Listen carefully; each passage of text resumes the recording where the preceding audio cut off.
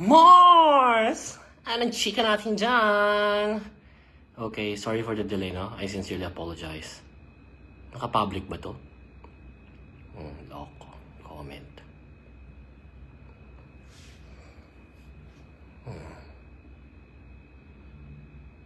Uy, no, I don't want that.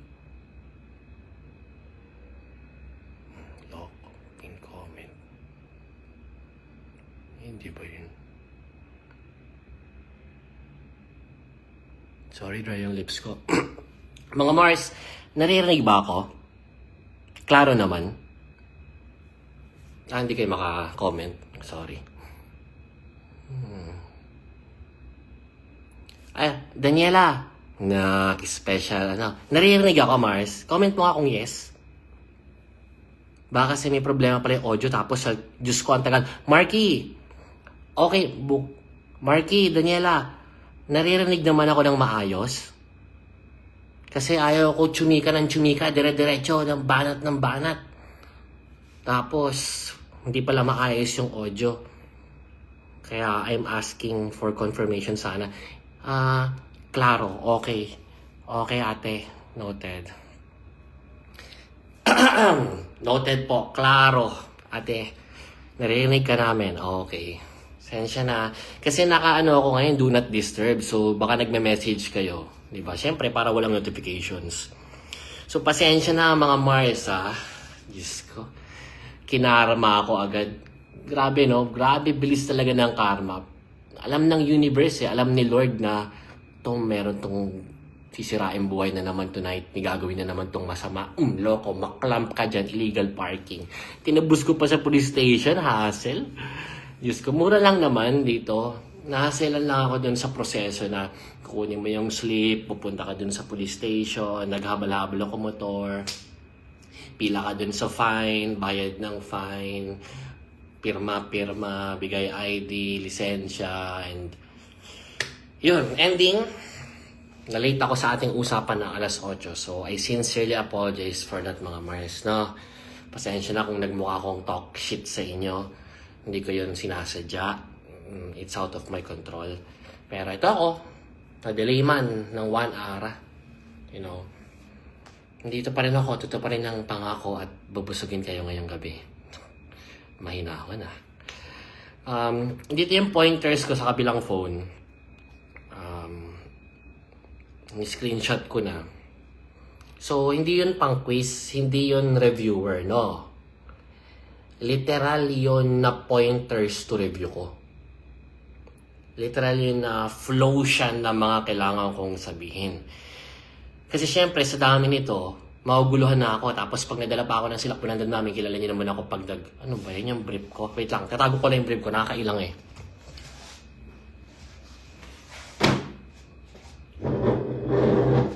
Sexy ka, no?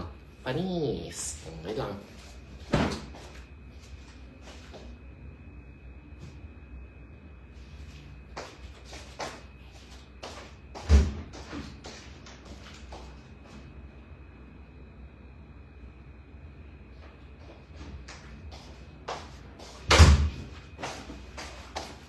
Okay, I'm back.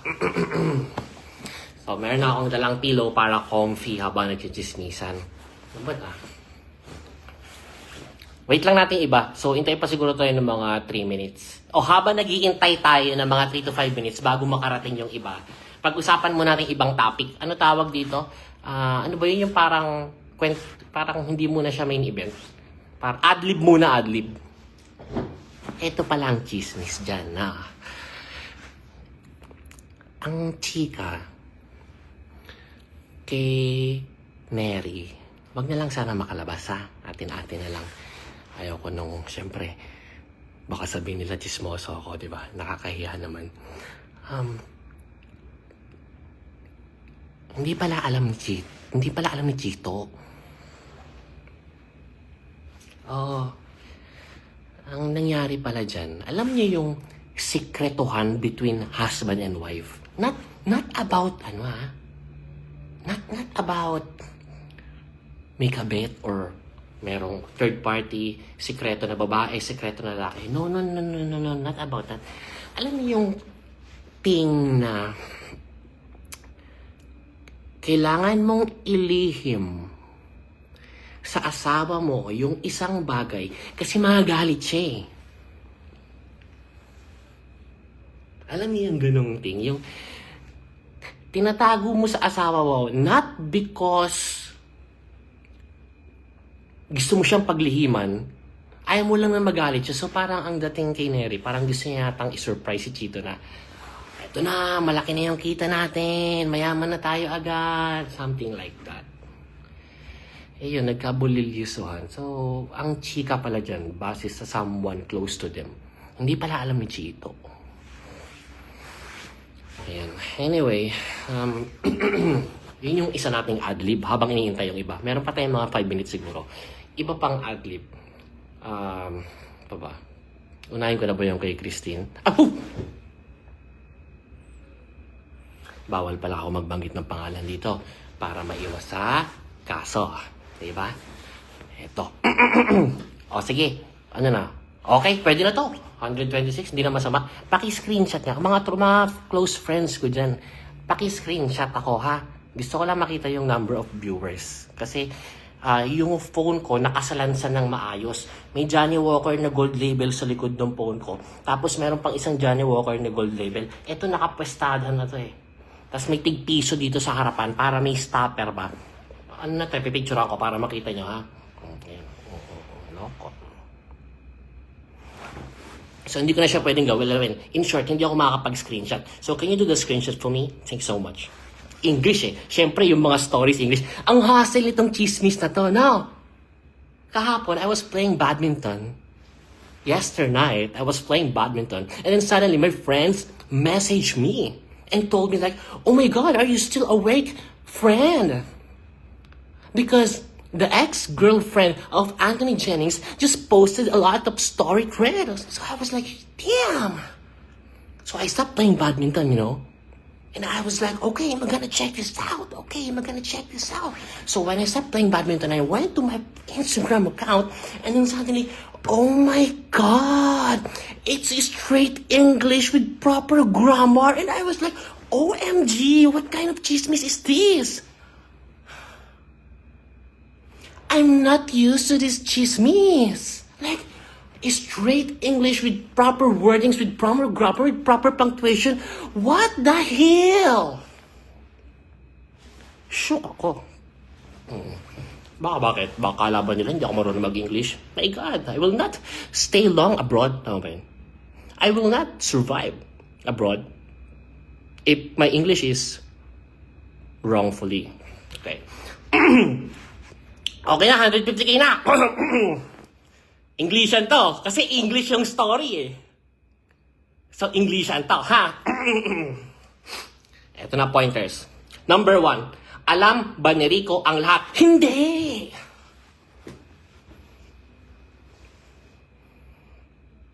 Alam mo, tawang-tawa ako dun sa mga nagpo-post. Tawang-tawa. English pa, English. You know what? I feel so funny. Tama ba yun? Okay. Tawang-tawa ako sa mga nagpo-post. Kasi talaga nag-i-effort pa sila ng mahabang caption. Mars! Kukuha pa sila ng mga pogi picture ni Rico. Mag-effort sila ng mahabang caption. Mga 3 to 4 paragraphs with 6 to 8 sentences each paragraph. Tapos, ang laman ng caption, maturity. Dapat ganito yung mga kinahanap niyong karelasyon.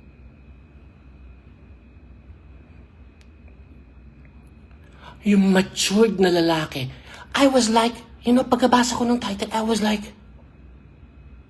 maturity? Ano nga asahan mo? 53 years old na yun. Lolo na yun eh.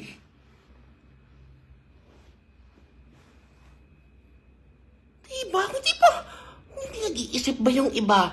Ano nga asahan mo sa 53 years old na masyonda na? Siyempre, matured na yun. Sumobra na nga sa matured, kaya iniwan eh. Diba, Hindi maarot ng aking isipan ang mga taong gumagawa ng mahabang caption na madamdaming tungkol kay Rico Blanco about maturity. Matanda na yun. Siyempre matured na yun. Ano ba yun? Parang kagaya natin na 31 years old, 25, 22, 18, na bigla magraran sa Facebook, mag-aaway-away kapag nag-break. Siyempre hindi. Tanda na yun, matured na yun. Kami nagsasabi nyo, labo nyo. Teka, sorry nadala ako, wala pala yun sa topic. Alam ba ni Rico ang lahat? No. Kung paano minamanipulate ni Boy Cheater ang kanyang ex-girlfriend, kung paano ginagaslight at pinapaikot-ikot, mas malala ang ginawa ni Girl Cheater kay Rico J. Puno. I mean, Rico Blanco. Hindi niya alam. Nag-break sila sa kadahilan ng gusto na mag-settle daw ng matanda eh.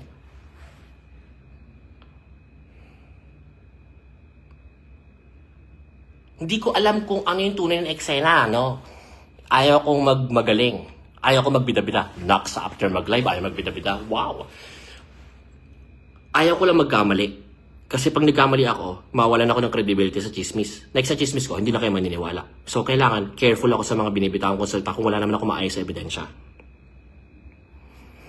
Going back. Hindi ko alam kung totoong nag-propose. Tapos, na-reject. Hindi ko alam kung lumuhod. Hindi ko alam kung nagbigay ng sing-sing. Hindi ko alam tas sinabihan ng no. Hindi ko alam kung pinag-usapan lang yung kasal. Hindi ko alam kung pinag-usapan lang yung settle down at lagay na sa tahimik. I don't know everything about this thing. Basta bottom line, about ito sa pag-settle down kasi nga matanda na. Tapos, ending, umatras si girl lalo. Pag-atras. Ginamit niya itong opportunity para maka-exit. 3 years eh. Exit na siya. Eto na. Ginaslight na niya ang ating matanda. No, I want space. I need to grow up. I'm still young, you know. Style by style. Ganun ba, ganun? Bata pa ako! Rico J. Puno! Oh, Diyos ko, sumalangit nga ba? Bata pa ako, Rico! I can't take this pressure anymore! Perfect opportunity eh.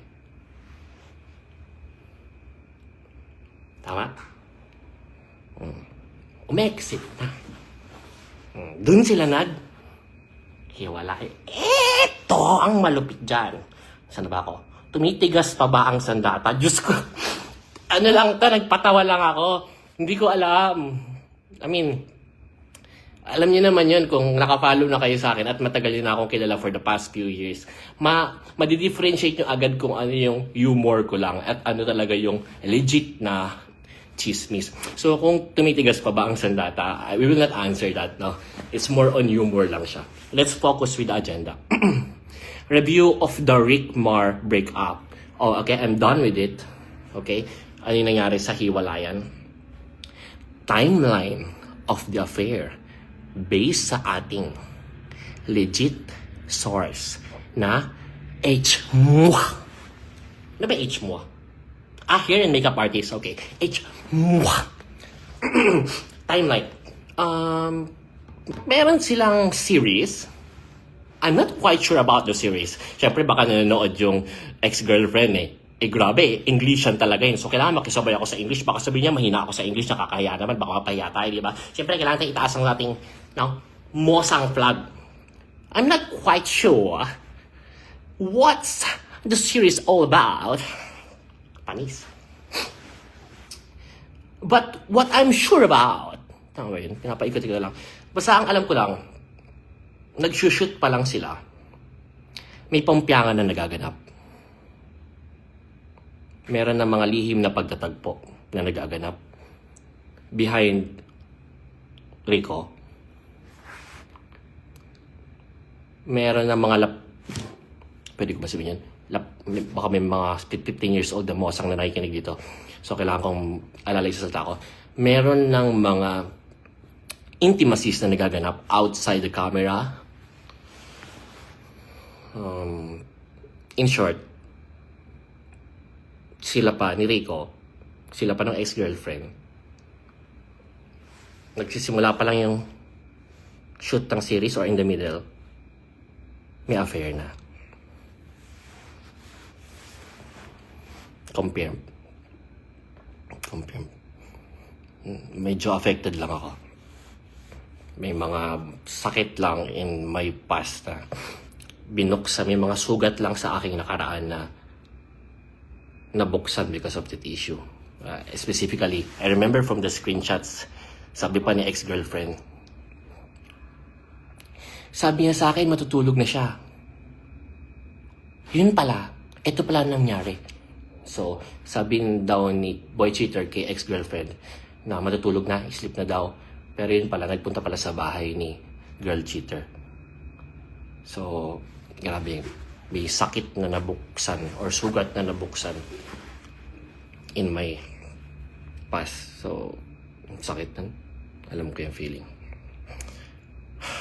Okay, neck pillow story time. So weird. Ito hindi ko maunawaan na. Eta, hindi naman ito neck pillow. Tama ba? Okay na ba yung tip ko? Sensya na. Ito hindi ko maunawaan. Diba? Nasa aeroplano kayo.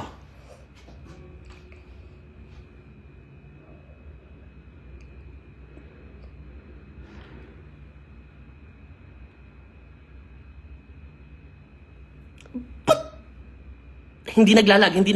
Hindi ko lang maarot yung right word. Sorry, hindi naglalag. Nasa aeroplano kayo. Alam niyo, nag-cheat kayo. Ba't kailangan niyo pa mag-selfie habang nagkikiss? Ang matindi pa na hindi maarot ng aking kokote at isipan. Nagsiselfie habang nagkikiss. May neck pillow?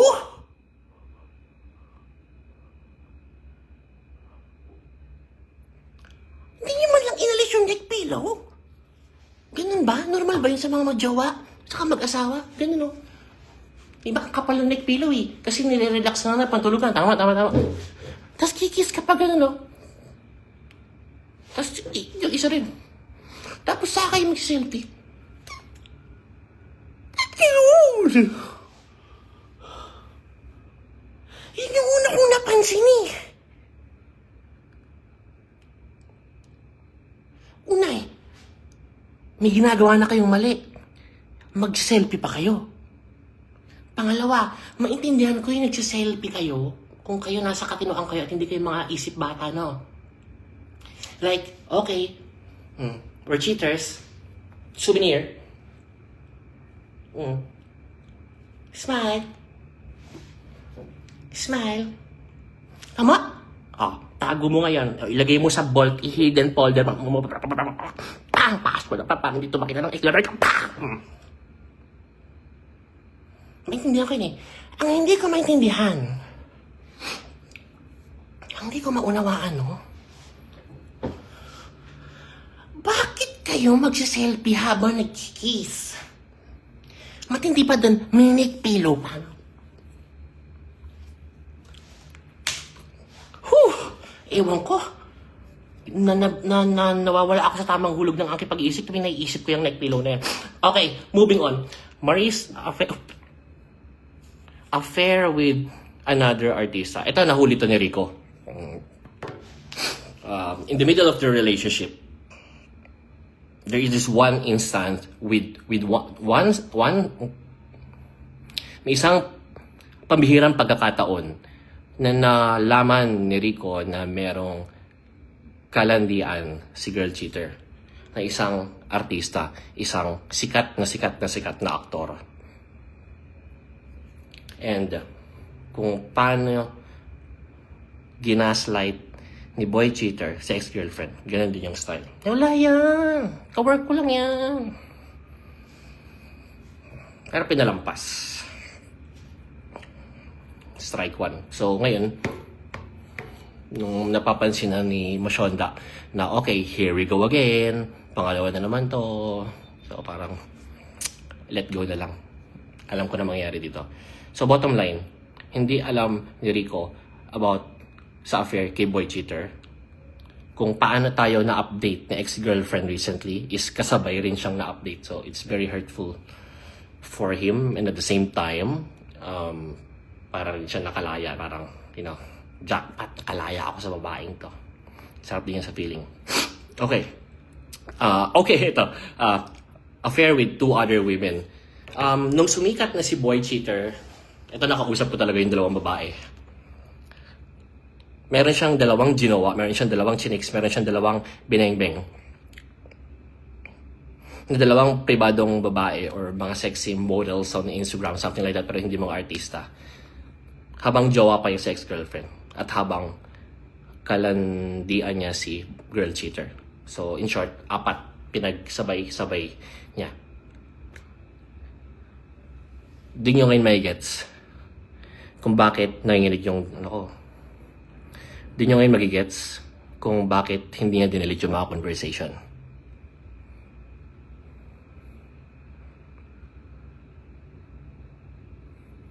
Di ba mag-ataka ka kung nakikipaglokohan na lang tayo, pero bakit hindi mo dinilit yung convo? Bakit tinatabi mo lahat yan? Gawain niya yun. Hindi natin alam kung para sa niya gagamitin in the future, kung hiwalay na siya, ipang-blackmail niya, ipang-manipulate niya kay girl. Kasi, come to think of it, di ba? Kung kayo, dalawa kayong, lalo ka na may jowa ka, bakit hindi mo dinidelete lahat ng conversation natin? Bakit nakatago lahat yun? And I found out from these 2 women na yung conversation nila with boy cheater is nakatago rin lahat and ginamit against them. Kaya hindi sila nakapagsalita rin. So, doon natin makukuha yung idea na bakit hindi deleted lahat ng ito.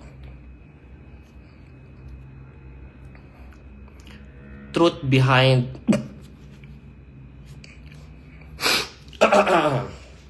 okay, paki-screenshot Daniela. Salamat. Truth behind okay, I just want to grab this opportunity para hindi to lesson, don't worry. Kakat ko na to agad after itong truth about dun sa annulment. For the past months, early months of 2024, binanatan ko ng binanatan ang isang lalaki na asawa ng isang famous actress based sa annulment nila. Ang banat ko kay lalaki, ang kapal naman ng mukha mo. Iniwan mo yung asawa mo. Pero binabahay mo yung bago mong babae. Sa bahay na binili ng ex-wife mo. Binanatan ko siya ng matindi. Nanonood dyan ngayon. I'm 100% sure. Gamit ang dami account. Binanatan ko siya, todo-todo. Pinost ko, dire-diretso. Para bang pinower trip ko, pinagtripan ko. And then, 3 months later, 4 months later, I found out from someone connected to them the real reason kung bakit binigay sa kanya yung bahay. Kasi come to think of it, di ba? Babae ka. Most of their earnings, or most of, haba ng kuko ko na, nakakahiya naman, baka sabihin nyo, naghihirap na ako. Well, that's true. Most of the ambag on that bahay is si babae ang nagbigay ng pera. Ang ganda ng bahay eh. Alabang ba yun? I forgot na eh. So, palaisipan niya sa akin, bakit hinahayaan ni babae na ibahay lang yung bagong girl lalo ng ex-husband mo doon sa pamamahay na ikaw ang majority na nagbayad?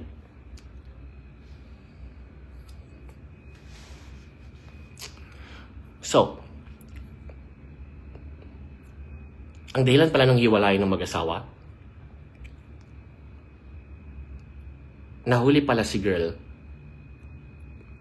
Red Hot Chili Peppers. Nahuli si girl na may AFAM. Same thing. I saw the conversations eh.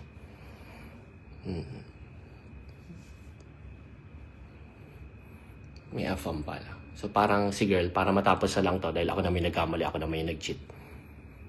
Sa'yo na lang yung bahay natin. Tapos anal na lang tayo. Yun. Paki-screenshot ha. Nakatodo na to. So, ano yung lesson na mapupulot natin dito? Well, hindi ko rin alam at wala rin akong pakialam sa lesson. Ayaw ko na yung ginawang pagkakamali ko before na naging emotional ako at maraming kadramahan.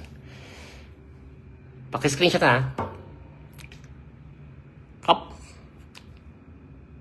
Thank you so much sa pakikinig guys ha. Ingat kayo palagi and sana huwag kayong matroma sa pagmamahal na ng pagbibigay ng pagmamahal sa ibang tao dahil lang sa mga ganitong pangyayari. Meron pa rin dyan mga totoong lalaki at mga totoong babae na hindi nag-cheat. Kasi ako na-trauma ako ngayon. So, yun lang. Bye-bye. 3. SS ulit. Taba na mukha ko. Kailangan payat.